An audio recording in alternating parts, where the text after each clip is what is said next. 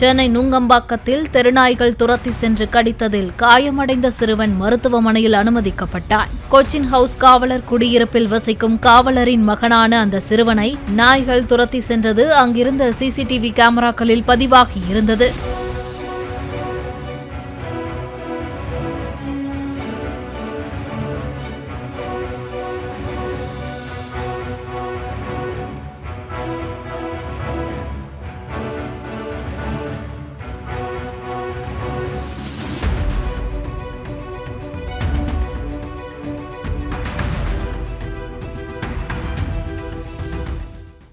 Play store மற்றும் app ஸ்டோரில் இருந்து பாலிமர் செயலியை QR கோடு மூலம் பதிவிறக்கம் செய்யுங்கள். செய்திகளை உடனுக்குடன் பெறுங்கள்.